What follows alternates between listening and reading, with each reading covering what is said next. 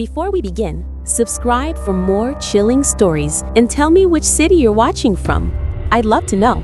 The cold air of Oak Haven's abandoned chapel, thick with the scent of mold and despair, constricted Sarah's throat.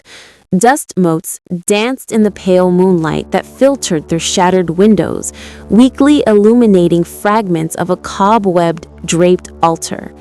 In the center of the nave, upon a heap of soiled cloths, lay a macabre figure. It was not a person, but a grotesque, almost scarecrow-like effigy, crafted from gnarled twigs, tattered rags, and the bleached skull of an animal. Its eyes, fashioned from rusty buttons, seemed to fixate on her with an ancient, malevolent intelligence. But the most disturbing detail was the necklace. A gruesome strand made of human teeth, horrifyingly familiar. It was identical to one she had glimpsed in an old photograph of her father, a forbidden relic he had meticulously hidden deep within a forgotten drawer. The cloying scent of rot and something else, something sickeningly sweet and metallic, hung heavy in the air, filling her lungs with a wave of profound nausea. Sarah stumbled backward, her lantern trembling violently in her shaking hands, her heart hammering uncontrollably. The chapel, which she had naively hoped would be merely another picturesque ruin, had instead transformed into a terrifying portal to an unspeakable horror. A chilling window into a secret her father had deliberately taken to his grave. Her mind, previously consumed by a healthy curiosity regarding her family's history, was now utterly consumed by an all-encompassing, icy dread. This horrifying place was a profound mistake. She should never have come to Oak Haven. The small, isolated town of Oak Haven, nestled precariously in the heavily wooded hills north of Sleepy Hollow, New York, was more a lingering ghost than a tangible place. Its once vibrant houses, now skeletal husks, stood in various states of decay, their empty windows like soulless eyes staring blankly at the encroaching forest. Sarah had traveled here seeking answers about her father, Thomas, a man of profound silences who had spent his final years shrouded in a pervasive, melancholic quiet. After his passing, Sarah unearthed an antique box carefully hidden in the dusty attic, brimming with brittle, yellowed letters and old newspaper clippings from Oak Haven, a place he had rarely, if ever, mentioned. The letters spoke in vague, unsettling terms of a forest pact and necessary offerings, terms that left her with a deep, unsettling sense of apprehension. Determined to truly understand her father and unravel the bewildering mysteries of his past, Sarah embarked on the journey to Oak Haven. Upon her arrival, the town was precisely as depicted in the faded old photographs, utterly deserted, covered in a thick blanket of moss and saturated with forgotten memories. Her father's house, a small weathered wooden structure perched precariously at the very edge of the vast ancient forest, seemed to be the only building that had somewhat resisted the relentless march of time, though it too was in an advanced state of disrepair. She dedicated her initial days to the laborious task of cleaning and repairing what she could, desperately attempting to breathe a semblance of life back into the desolate place. The nights, however, were starkly different. Oak Haven's silence was profound and heavy, punctuated only by the ominous rustle of leaves and the distant, mournful howl of unseen wild dogs. Sarah felt an unnerving sensation of being perpetually watched, a feeling that relentlessly denied her the solace of deep sleep. She frequently found herself peering through the windows, utterly convinced she had glimpsed a slender, elusive shadow lurking between the towering trees. She diligently attributed these fleeting sightings to simple exhaustion and an overactive imagination, products of her profound isolation. Yet one particular evening, as she sat on the porch, engrossed in one of her father's cryptic letters, she distinctly heard a sound. It was a soft, almost imperceptible whisper emanating from the depths of the forest, a low guttural murmur that seemed to eerily call her name. She squinted into the encroaching darkness but saw nothing conclusive. The wind swayed the branches overhead, and she again tried to rationalize the sound as merely the natural movement of the air. But the whisper persisted, low and insistent, weaving an insidious spell of terror around her heart. She retreated indoors, hastily locking the door, but the unsettling sound seemed to have permeated the very walls of the house, now echoing disturbingly within her own mind. She attempted to calm her racing pulse, but the forest, once a picturesque backdrop to her father's life, now loomed as a vast repository of dark, unspeakable secrets, a thick, impenetrable veil that concealed a terrible, ancient truth. With each passing day spent in Oak Haven, Sarah's initial curiosity became increasingly entangled with a growing, palpable dread. She knew with an unsettling certainty that she was drawing closer to something profound, a revelation that possessed the power to irrevocably alter her perception of her father and, indeed, the entire world around her. This escalating dread culminated in the discovery of the macabre scarecrow in the abandoned chapel, its button eyes and necklace of human teeth chilling her to the core. The cloying scent of rot and something sickeningly sweet hung heavy in the air, filling her lungs with a wave of profound nausea.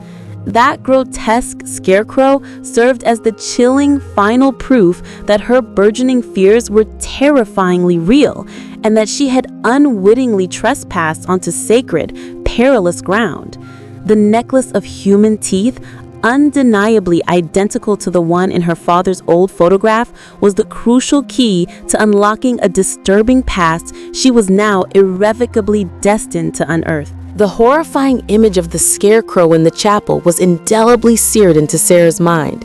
She spent the entire night wide awake, sleep proving to be an unattainable luxury.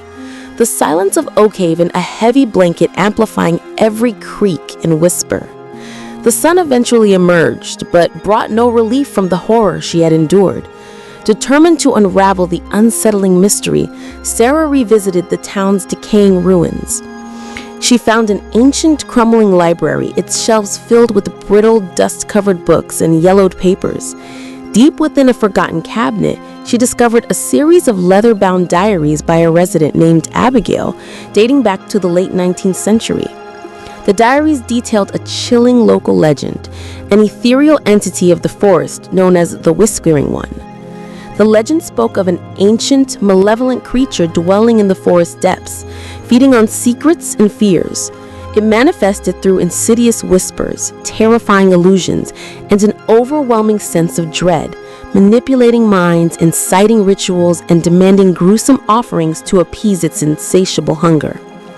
The Whispering One's objective was to maintain Oak Haven's isolation, transforming it into a horrifying captivity.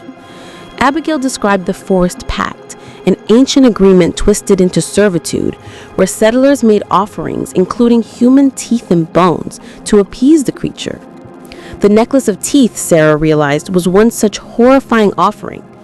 Abigail's diary concluded with a note of despair, referencing her own father, a guardian of the pact, who had succumbed to the Whispering One's influence, transforming into one of its grotesque watchers, shadowy figures ensuring no one broke the pact. Sarah felt profound nausea.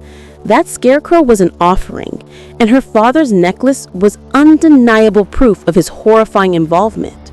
Her father, she now understood, was not merely a former resident. He was a guardian, or worse, one of the Whispering One's tormented watchers. His house, the last dwelling before the forest line, was the perfect vantage point. The diary unveiled a horrifying truth. Her father had been silent not by nature, but by the burden of a terrible secret trying to shield her. But by returning, she had broken the pact, and the Whispering One was aware of her presence. The scarecrow, the scent of decay, the whispers, everything converged into one terrifying image. She was the new prey, the next target of the entity that had enslaved Oakhaven for centuries. The morning light could no longer hide the profound darkness that enveloped the town, permeating every stone, every ancient tree, every breath she took. Oakhaven was not just abandoned. It was a grim monument to madness and fear, where human life was grotesque currency for an ancient terror. Sarah unknowingly had become part of this terrible legacy. The terror that now overwhelmed Sarah was immense, yet her determination to uncover the truth and escape Oakhaven propelled her. She closed Abigail's diary, needing to leave this accursed place fast. With each minute she felt the forest closing in, the Whispering One tightening its noose. She rushed back to her father's house, her heart pounding. The cabin, once a symbol of hope, now felt like a trap. The sun was setting and night would bring new terror. She packed her belongings frantically, pausing at every noise. She needed her car, but the fear of stepping outside was paralyzing. As she folded a shirt, a soft whisper from outside the window froze her. It was deeper, more articulated than wind, an ancient language scratching at her mind. She peered out through the curtain. A slender figure stood motionless near the tree line, observing the house. One of the Whispering One's watchers. Sarah recoiled, trembling. She had been seen. She locked the door but knew it was futile. Her cell phone had no signal. The town was a dead zone. Despair consumed her. She felt the Whispering One's presence. Intense cold, ancient malice, insatiable hunger. Suddenly, she heard slow, dragging footsteps on the veranda, approaching the front door, then stopping. Sarah held her breath, feeling the presence so close. A soft hiss, as if struggling to breathe. Then a voice. Not the rough voice of the watcher, but an ancient, raspy sound like dry leaves. It whispered her name, Sarah, drawing out the vowels, savoring the sound. The pervasive stench of damp earth and putrefaction invaded the house from beneath the door. The Whispering One. It was undeniably there. The chilling whisper of the Whispering One permeated the door, directly penetrating Sarah's mind with an icy coldness that instantly paralyzed her. It was a grotesque symphony of unsettling forest sounds, meticulously interwoven into a horrifying chorus articulating her name. The pervasive stench of decomposition in damp soil intensified, filling her lungs with profound nausea. She recoiled from the door, her back pressed against the opposite wall, eyes fixed in terror on the old wood. The Whispering One was there, testing her resistance. She knew not to respond. Any word would be an invitation. The whispering voice continued, slow and persistent, recounting stories of Oakhaven's ancient residents, buried secrets in dark pacts. It spoke of her father, Thomas, with an intimacy that violently churned Sarah's stomach, describing his fears and offerings. The creature reveled in her torment, each word an insidious, poisoned arrow. She covered her ears, but the whispers came from within her own mind, an inescapable invasion. She felt a crushing pressure in her head, as if something was trying to distort her reality. The Whispering One's power lay in shattering sanity. Paranoia set in, making her doubt everything. The cabin's shadows seemed to move, walls to distort. The stench became unbearable. She remembered her father's note in an old Bible. Custis Silvae, Lumen Curum, guardian of the forest, pure light. A spark of hope ignited. She found the note, full of strange drawings. The fireplace. Fire was pure light, an element to repel darkness. She rushed back, feeding the flames, transforming the fireplace into a roaring bonfire that flooded the room with warmth and light. The whispers diminished, the pressure on her head eased. The darkness receded, the stench gone. The Whispering One outside moaned, a lament of pain. She continued, drawing a circle on the floor around the fireplace, arranging twigs into miniature fires, lighting them with embers. The cabin glowed golden. The Whispering One screamed outside, writhing from the light. She took a pouch of dried herbs from Abigail's diary, throwing them into the flames. Aromatic smoke filled the air, a scent of protection. Finally, she held her father's tooth necklace over the fire. An intense golden light emanated from it, pulsating with energy. The Whispering One screamed, an agonizing sound that made the windows vibrate. The small fires flared, the circle of light expanding, protecting her completely. The floor vibrated, the forest agitated. The entity was being repelled. The ritual worked. Sarah felt exhaustion, but also triumph. She had confronted the Whispering One and was winning. She didn't know how long it would last, but it was her chance to escape. She waited until the lament diminished to a faint whisper, then rose, body aching, mind clear. The creature was still out there, but now she had a weapon. With the necklace and poker, Sarah unbarricaded the door, light from the flames illuminating the porch, a golden shield. The herb scent burned the Whispering One's senses. She opened the door. The fog was dense, but the light pierced it, revealing the forest contours. The Watcher was gone. Silence, forest, dampness, but the feeling of something lurking remained palpable. Sarah stepped out, necklace held high. Its light intensified, forming a protective halo. She walked to her car, steps firm. The forest seemed to retreat, shadows shrinking, whispers distant. The Whispering One had been repelled. But she wasn't free. The pact, the offerings, the vigilance, it wouldn't give up easily. She reached the car, opened the door and got in, her heart pounding with relief and triumph. She started the engine. As she shifted into gear, a slender, disfigured form materialized at the tree line, the essence of the Whispering One. It moved towards the car, body contorting. Sarah felt dread, but pointed the necklace. The creature stopped, shrieked in pain and frustration, and recoiled, vanishing into the forest. Sarah floored the accelerator, leaving Oak Haven behind. She drove for hours until the sun rose and she saw civilization.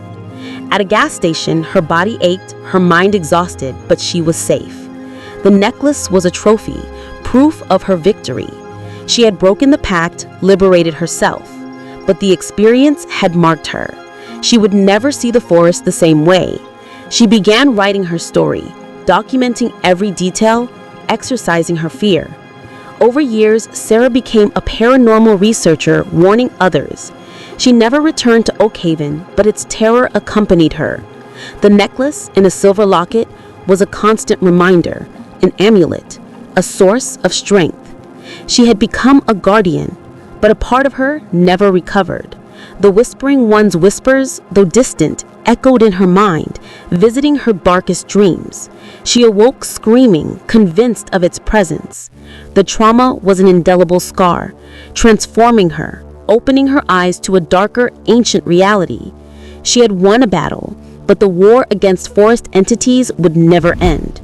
Whispers would always persist, and Oak Haven's legacy would haunt her, an eternal echo of the terror she faced and survived.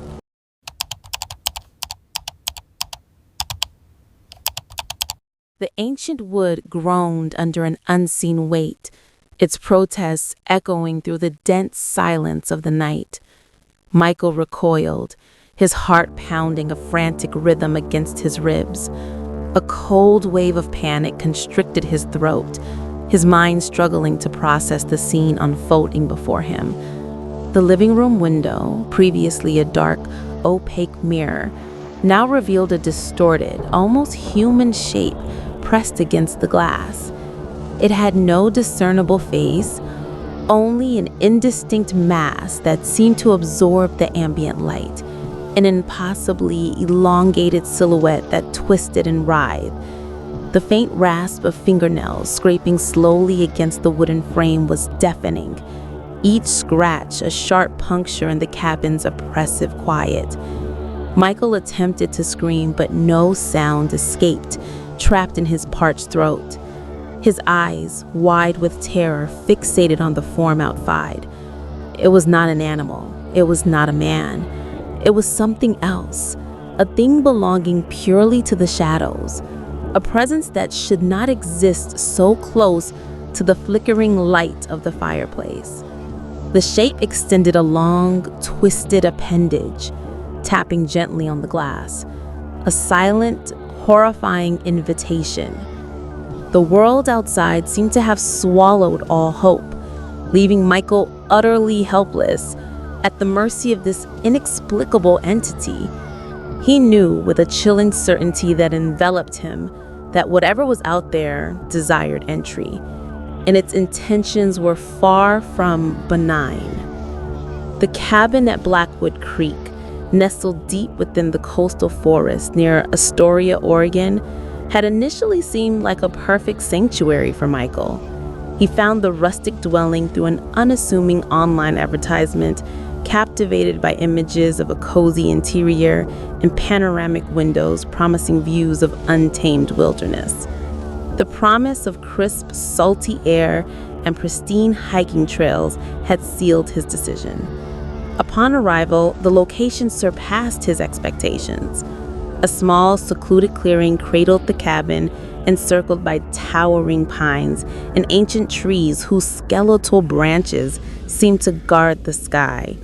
Blackwood Creek, a stream of dark, murmuring waters, snaked just a few yards from the property, its name subtly hinting at the forest's mysterious aura. The initial days unfolded in a blissful haze, filled with long walks and quiet evenings by the fireplace. Yet, as his first week concluded, a subtle disquiet began to seep into his idyllic retreat. Minor incidents, easily rationalized as chance occurrences, started to accumulate. Objects he was certain he had placed neatly would inexplicably shift, appearing slightly out of position.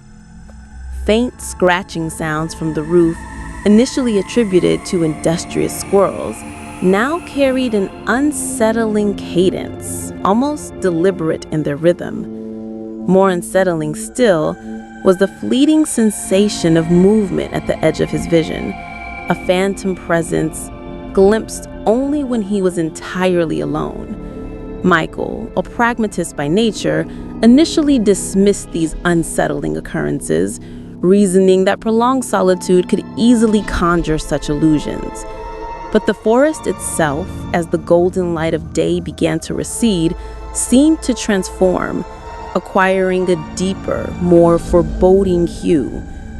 Shadows, once playful dancers of light, now writhed and stretched in ways that seemed too deliberate, too knowing. The dense canopy of trees appeared to gaze down with countless unseen eyes, an omnipresent watchfulness that seemed to penetrate the cabin's sturdy windows. The fireplace, once a source of comfort, now cast dancing shadows that at times appeared to take on specific, almost menacing forms. He found himself glancing over his shoulder with increasing frequency, the night's silence suddenly charged with an invisible tension that made his skin crawl. A faint breeze entering through a barely perceptible crack sounded distinctly like a whisper. The coastal forest began to feel less like a welcoming wilderness and more like a vigilant, predatory entity. The sensation of being observed became a constant, unwelcomed companion, a silent presence lurking relentlessly at the very periphery of his consciousness. The once wild beauty of nature morphed into something oppressive. The sheer vastness of the forest became a constant, stark reminder of his profound and growing isolation. Michael began locking all doors and windows with a meticulous, almost ritualistic care each evening, a habit he had previously considered utterly unnecessary. The encroaching darkness that enveloped the cabin transformed into a heavy, menacing cloak, seemingly alive with indistinct sounds and imperceptible movements that relentlessly tormented his increasingly fragile mind. The creek, Blackwood Creek, now began to sound like a distant, insidious voice, a continuous, unsettling murmur of ancient, unspeakable secrets. He often caught himself listening intently, straining to decipher what the ominous forest was attempting to communicate to him. The night's profound quiet was no longer a comforting reprieve, but instead a chilling prelude to an unknown horror. The very wood of the cabin seemed to groan louder. The wind howled through the eaves with an increased ferocity, and Michael felt himself teetering perilously on the precipice of full-blown paranoia. Each lengthening shadow, each unexpected sound confirmed the undeniable proximity of something watching him closely, patiently waiting. One evening, as Michael attempted to read by the flickering light, a soft, distinct sound made him raise his head. It was a gentle scratching from the roof, something light yet persistently rhythmic that seemed to move with a deliberate cadence. He extinguished his lantern and stepped onto the porch, peering upwards into the overwhelming darkness, but saw nothing. Yet the profound sensation that something was undeniably there, observing him from above, was an irrefutable certainty. He retreated indoors, securing the door, and the night proved long and profoundly restless. Michael woke up countless times, convinced he had heard something, an elusive noise he couldn't quite identify. He found himself constantly watching the windows, half expecting to see a defined shape emerge, but the forest remained a formless blur. With each sound, his paranoia intensified, transforming the cabin into a suffocating cage of anxiety. The vivid image of that disfigured specter at the window the previous night, though he tried to dismiss it as a hallucination, stubbornly refused to vanish. He had convinced himself it was a hallucination, but the memory of that eerie tap on the glass felt so undeniably real that it compelled him to question his own sanity. This escalating fear culminated one terrifying moment when the window revealed a distorted, almost human shape pressed against the glass, an impossibly elongated silhouette. The air within the cabin grew dense and suffocating, thick with the invisible presence Michael now knew with chilling certainty was haunting him. He had tried to rationalize the dislodged pillow in the bedroom as an animal, but the deliberate nature of its displacement defied any logical explanation. As night descended once more, a thick, pervasive fog rolled in, enveloping the cabin in a damp, ghostly shroud, deepening his sense of isolation. He meticulously locked every door and window, rechecking each latch multiple times, a desperate attempt to fortify his fragile sanctuary. The fireplace crackled, its meager warmth offering a false comfort against the profound cold that had seeped into his bones. He sat in the living room, the iron poker clutched tightly beside him, his gaze fixed relentlessly on the front door.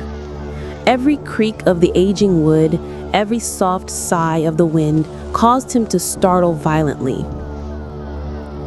Hours stretched into an unbearable eternity. Sleep remained an impossible luxury for Michael, his mind trapped in a frantic whirlwind of anxious thoughts. Suddenly, a distinct sound pierced the oppressive quiet.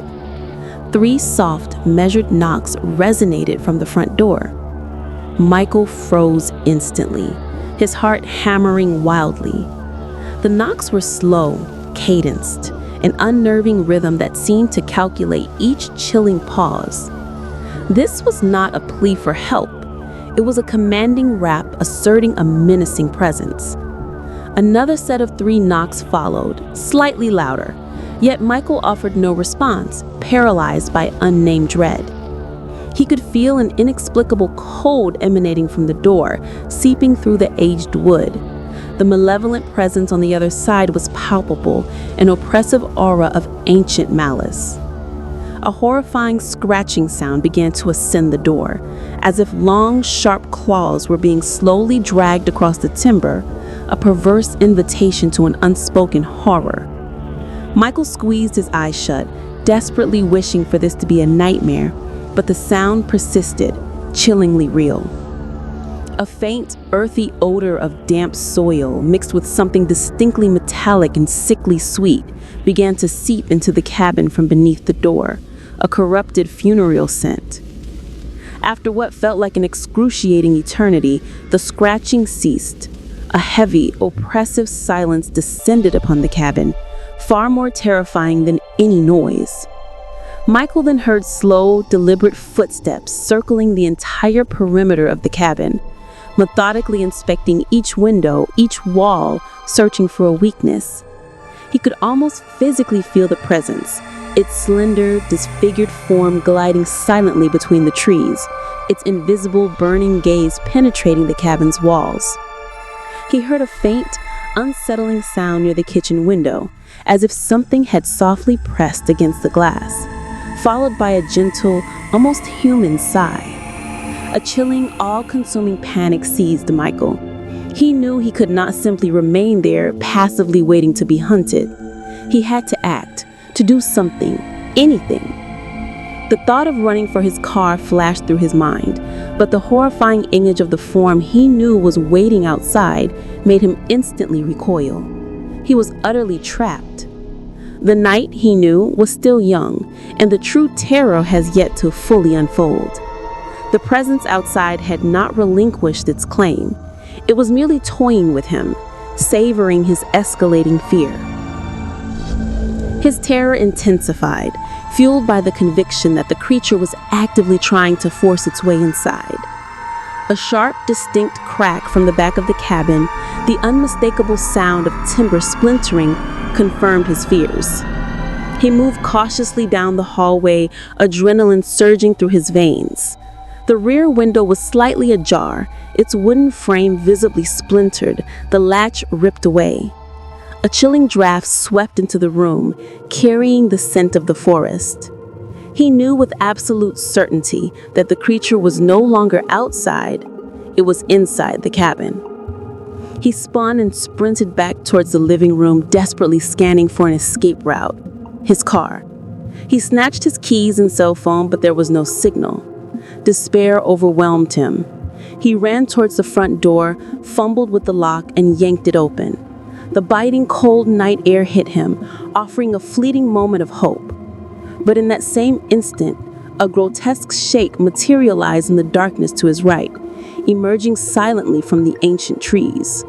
It was tall, impossibly slender, moving with unnatural grace, the same form he had glimpsed at the window, now in tangible flesh. It had no discernible face, just a mass of profound darkness with two glowing red points for eyes, reflecting the meager light from the cabin. It made no sound, yet Michael felt a distinct hum, a crushing pressure in his head, as if it were communicating directly into his mind. The creature took a slow, deliberate step towards him, the surrounding darkness seeming to bend around its form. The air immediately became frigid, and Michael felt a deep, primal shiver of revulsion. He could smell the damp earth and the sickly sweet scent of decay. The shape raised one of its appendages, a hand made of gnarled branches, and extended it towards Michael. There was no aggression, only a deeply disturbing, almost curious intent. The very tips of its fingers drew nearer, and Michael felt the air vibrate, the faint sound of distant whispers filling his ears. He knew with absolute certainty that if that hand touched him, it would be the end. His soul would be consumed, his mind irrevocably shattered, and fell. As he bent to pick them up, he heard a low, rasping sound from beneath the car. He froze, then slowly stood, eyes fixed on the dark space. A pair of glowing, ember-red eyes blinked in the darkness.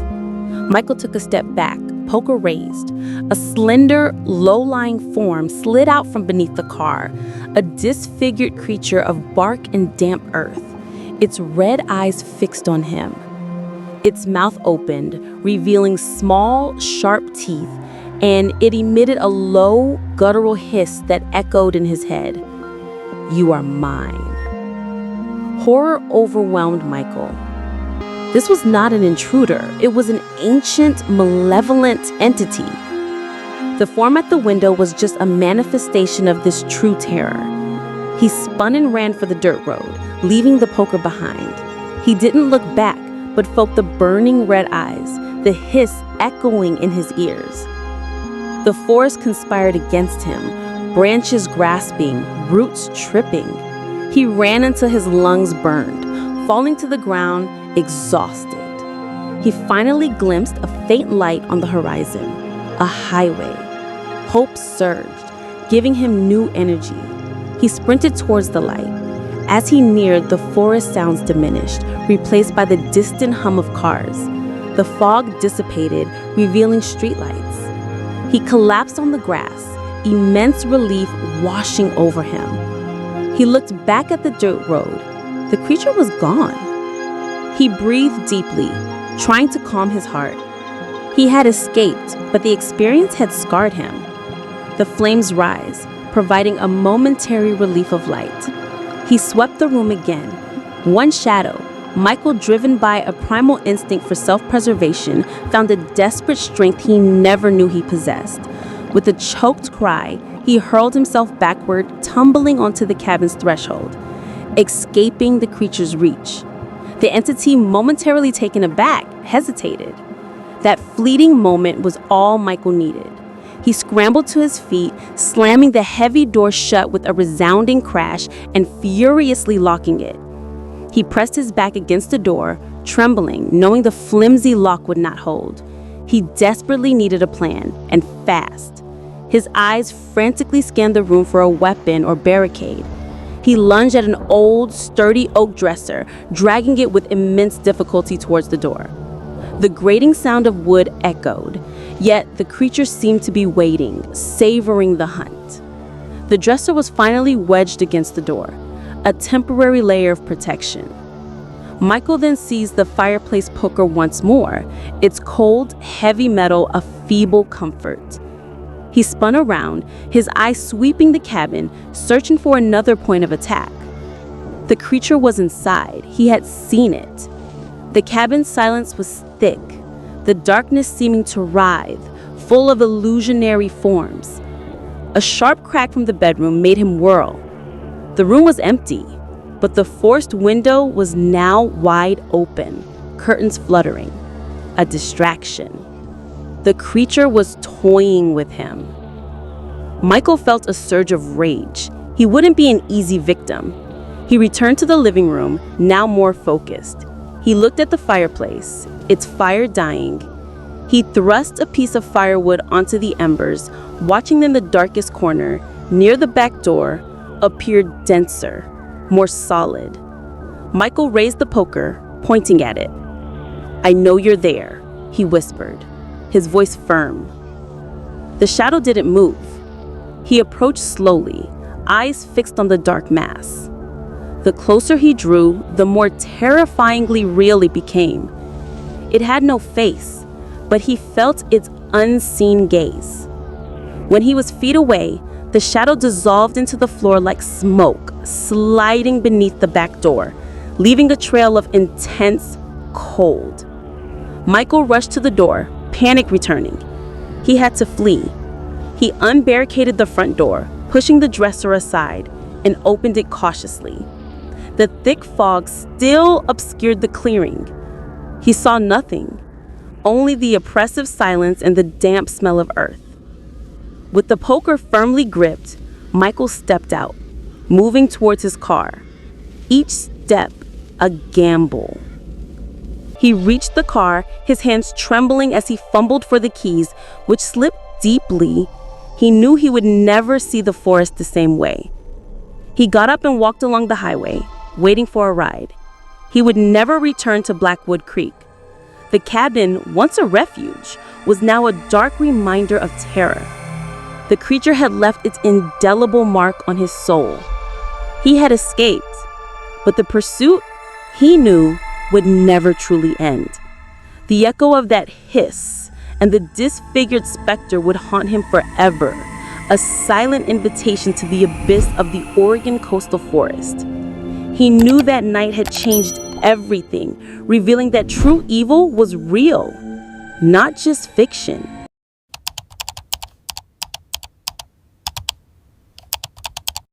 The kerosene lamp, suspended precariously from the dark, rough-hewn ceiling of the cabin's main room, flickered weakly, casting erratic, dancing shadows across the rustic wooden walls. Andrew, his body rigidly tense and his face slick with cold sweat, aimed a heavy, rusted hunting shotgun at the darkest corner of the room. He knew it was there. There was no noise, no movement, only an anomalous coldness that seemed to emanate from that area, sucking the warmth from the air. His eyes, wide with terror, strained to penetrate the darkness, but it appeared dense, impenetrable, like a veil. Suddenly, the kerosene lamp flickered and died, plunging the cabin into absolute darkness. Andrew screamed, a raw, desperate sound lost in the vastness of the night. He was no longer alone, and whatever was with him in the dark was not human. He could feel its presence, so close he could almost touch it, a glacial breath on his nape. The sensation of being watched, once a vague intuition, was now a terrifying reality. The cabin of Shadowbrook, nestled deep within the Appalachian Mountains near Asheville, North Carolina, was a modern retreat, a stark contrast to the untamed wilderness that surrounded it.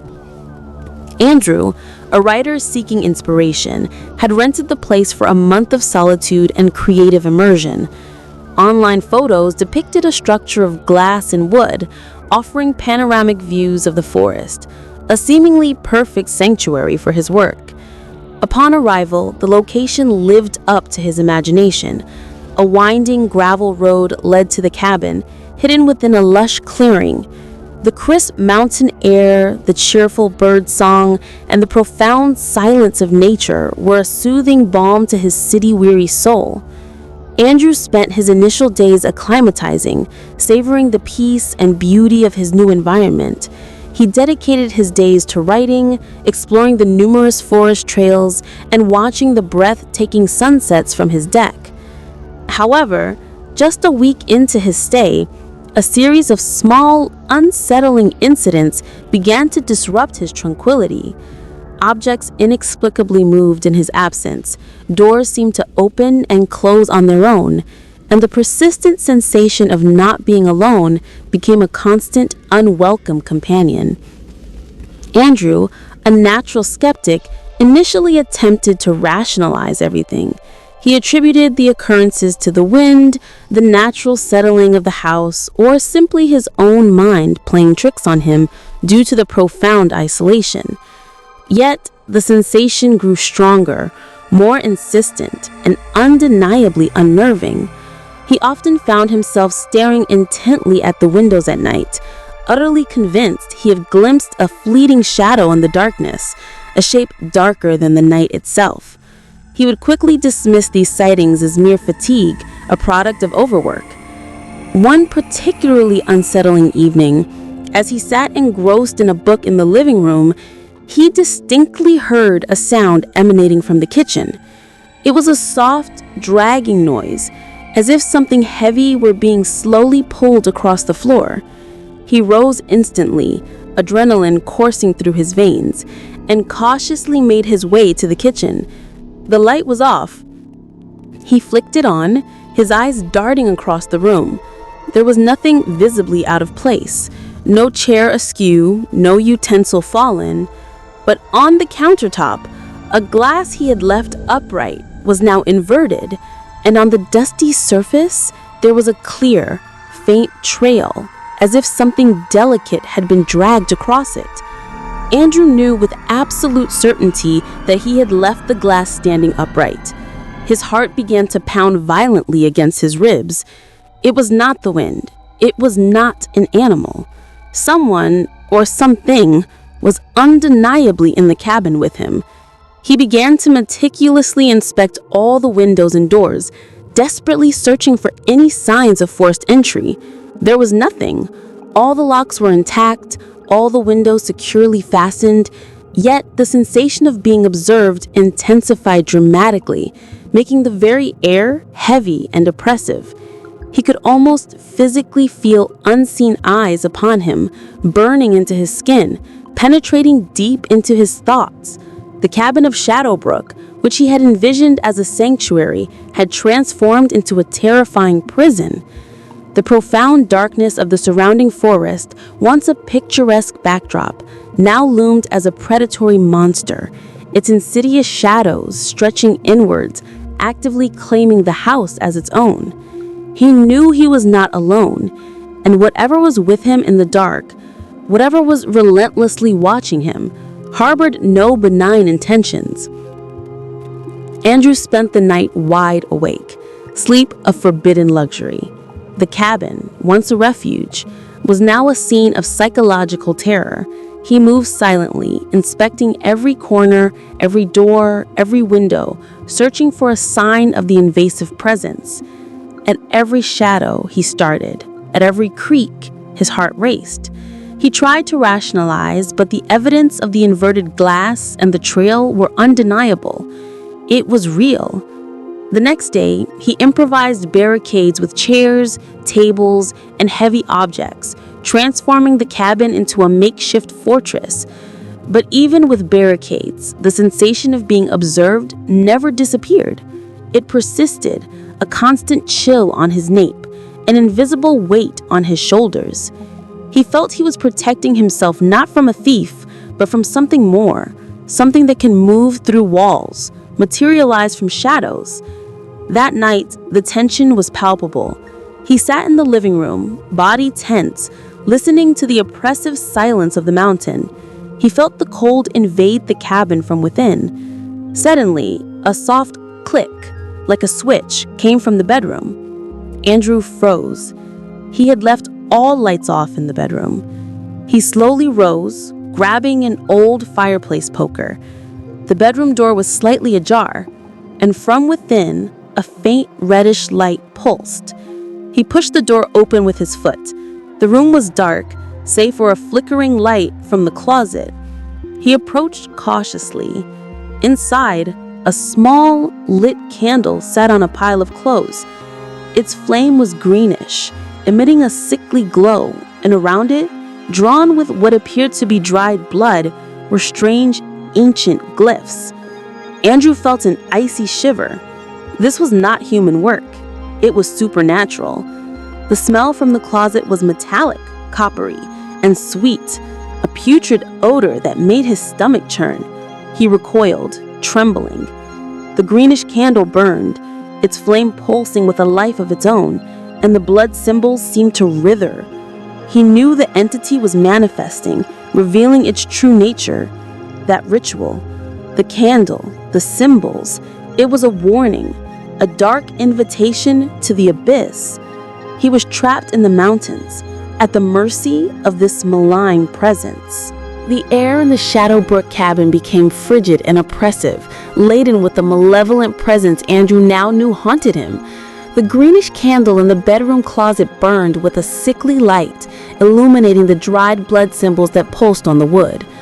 He slowly retreated from the bedroom, the fireplace poker gripped tightly, his eyes sweeping the darkness of the house. In every shadow, he saw disfigured forms, ghostly faces contorting on the walls. His mind whirled, struggling to process what he had witnessed. This was no thief, no animal. This was something from a world of darkness and terror he never believed existed. He returned to the living room, trying to calm his gasping breath. The smell of copper and putrefaction from the bedroom permeated the cabin, mixing with mold and dampness from the forest, creating an oppressive, nauseating atmosphere. He sat on the sofa, eyes fixed on the bedroom door, waiting for any sign. The cabin's silence was dense, punctuated only by the rustling leaves outside and the uncontrolled beating of his own heart. He knew he couldn't stay, waiting to be hunted. He had to do something, anything to escape. His cell phone had no signal. He was completely isolated. Paranoia set in, making him doubt his sanity. But the symbols, the candle, the nauseating smell, too vivid for an illusion. He remembered a local legend from Asheville, the Observer, an ancient mountain spirit feeding on fear and loneliness, manifesting through shadows, whispers, and subtle signs, driving victims to terror. The observer delighted in watching fear, savoring despair. Shadow Brook, with its panoramic windows, was its perfect hunting ground. Andrew realized that the entity didn't want to physically harm him. It wanted him to suffer, to break mentally, to be consumed by fear, a pawn in its cruel game. Suddenly, a soft click from the living room. An old vinyl record player, unplugged, was spinning. A distorted, melancholy melody, ancient and unearthly, filled the room.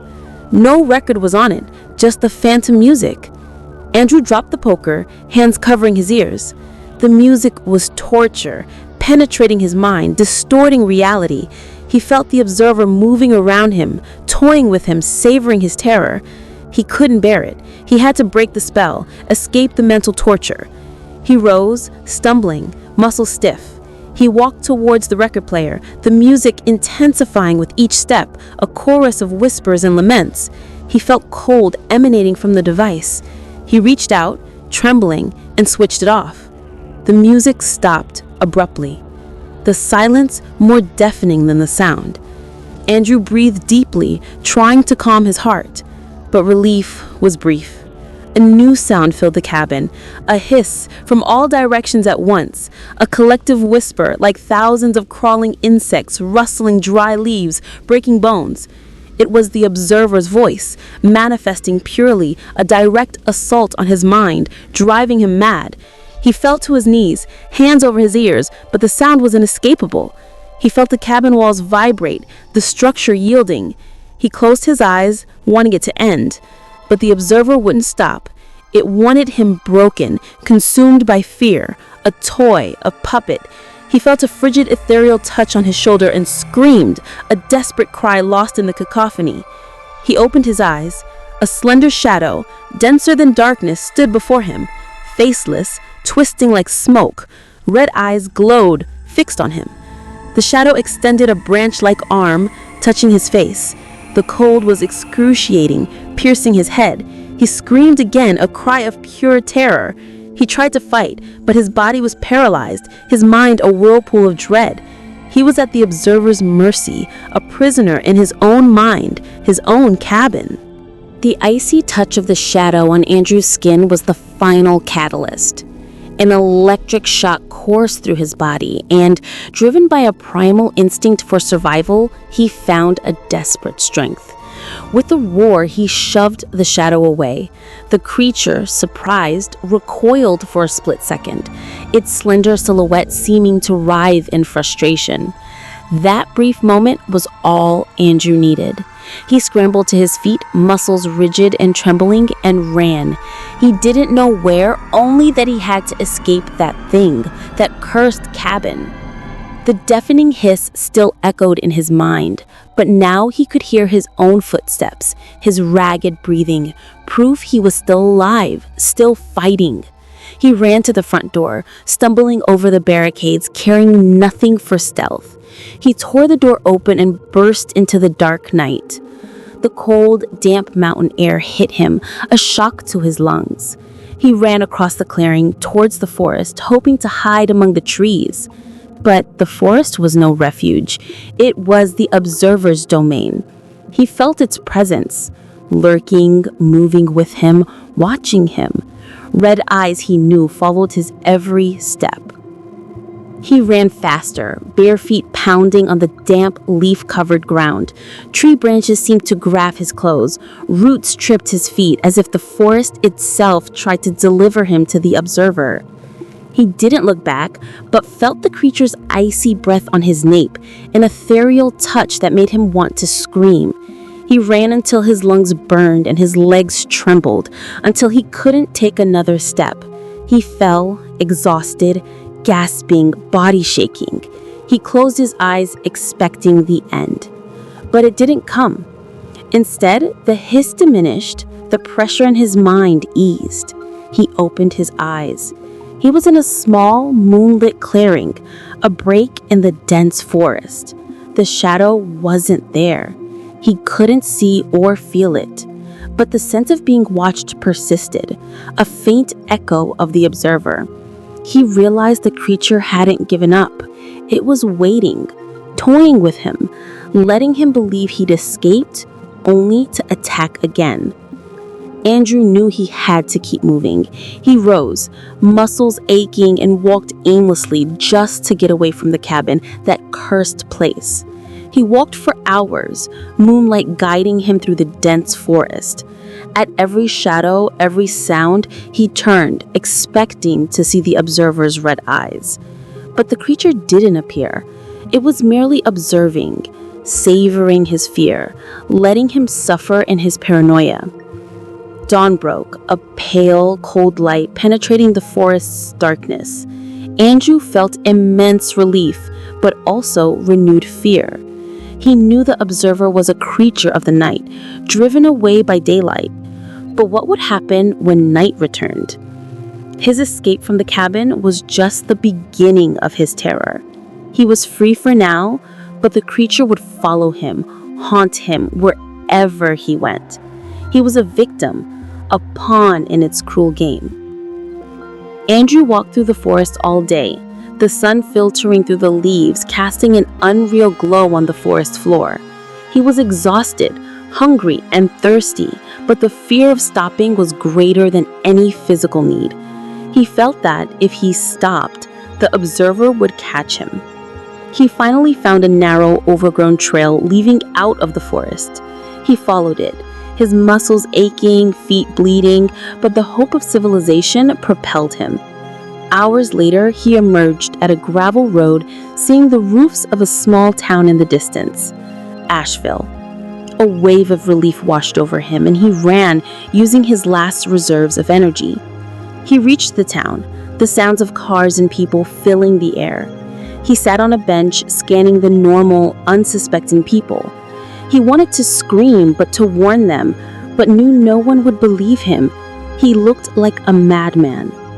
He called the police, trying to explain, but their disbelief was palpable. They promised to investigate the cabin, but Andrew knew they'd find nothing. The observer was a creature of darkness, leaving no physical traces. He was taken to a hospital for his injuries and psychological evaluation. He recounted his story, but doctors looked at him with pity, attributing his experiences to trauma and sleep deprivation. He was diagnosed with stress-induced psychosis and given medication.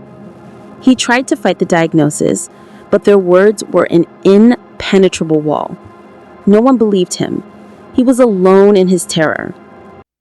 He recovered physically, but the experience had marked him deeply. He couldn't sleep without nightmares. The observer's red eyes haunting him. Its whispers echoed a sinister lullaby denying him peace. He knew it hadn't given up. He could feel its presence, lurking in his mind, watching him from afar. He'd escaped the cabin, but not the entity. He was a victim, a pawn in its cruel game. He tried to resume writing, but words wouldn't come. His mind was filled with sick images, distorted sounds, the putrid smell of the forest. Inspiration became torment. Andrew knew the observer would follow him forever, an invisible shadow haunting him. He was a prisoner of his own mind.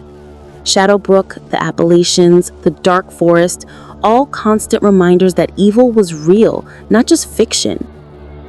Andrew tried to rebuild his life, but the observer's ghost accompanied him every step. He moved to a bustling city, seeking refuge in its noise and crowds, avoiding isolated places, forests, darkness. But the observer didn't need a physical place. It existed in his mind, his dreams, his paranoia. Nightmares were constant, vivid. He awoke screaming, drenched in cold sweat. The observer's red eyes seared into his mind. Its whispers echoed a sinister lullaby, preventing him peace. He sought professional help, psychologists, therapists, trying every approach to escape the torment. They diagnosed him with PTSD, psychosis, schizophrenia. He tried to believe them, to convince himself it was an illusion, but the memory of the inverted glass, the greenish candle, the blood symbols, the unplugged record player playing, too real. He knew he wasn't mad. He knew the observer was real and always there, lurking in the shadows of his mind, watching him.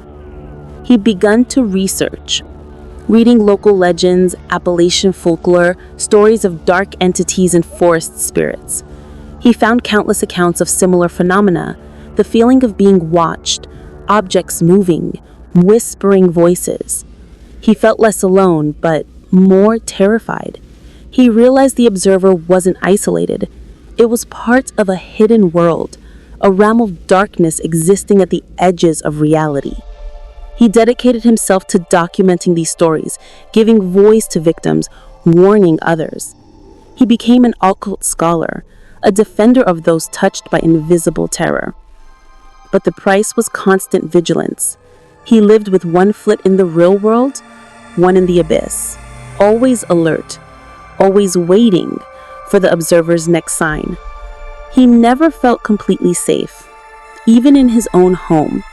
In every shadow, he saw a form. In every sound, he heard a whisper. In every moment of solitude, he felt the observer's presence, its red eyes fixed on him, watching him. He had escaped Shadow Brook, but not the observer. The creature had rooted itself in his mind, his soul, transforming him into an echo of its own terror. He had become an observer himself, condemned to witness the darkness lurking in the world's corners. His life was an eternal vigil, a constant battle against fear and paranoia. He had survived, but victory came with the price: the loss of his peace, his sanity, his old life. He was free from the observer, but the observer was free to roam his mind, a constant reminder that darkness was real and would always find a way to manifest. And he, Andrew, would always be there, watching, waiting, a prisoner of his own trauma. Don't forget to subscribe to the channel for more terrifying stories.